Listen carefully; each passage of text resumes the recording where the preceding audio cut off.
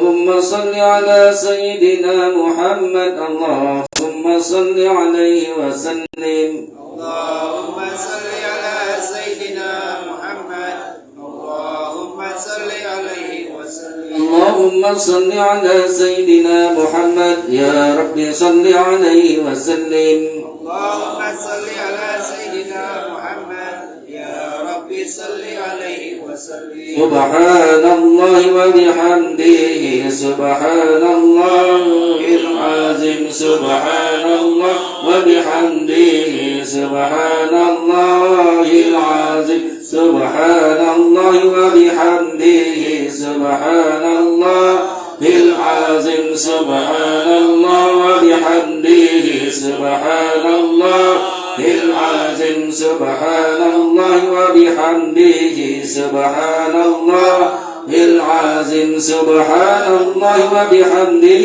سبحان الله العظيم وبحمده اللهم صل على حبيبك سيدنا محمد وآله وصحبه وسلم اللهم صل على حبيبك سيدنا محمد وعلى آله وصحبه وسلم اللهم صل على حبيبك سيدنا محمد وآله وصحبه وسلم اللهم صل على حبيبك سيدنا محمد وعلى آله وصحبه وسلم اللهم صل على حبيبك سيدنا محمد وعلى آله وصحبه وبارك وسلم أجمعين اللهم صل على حبيبك سيدنا محمد وعلى آله وصحبه وبارك وسلم أجمعين لا إله إلا الله محمد رسول الله صلى الله عليه وسلم كلمة حق عليها نحيا وعليها نموت وعليها نبعث إن شاء الله تعالى من الآمنين برحمة الله وكرمه إن الله وملائكته يصلون على النبي يا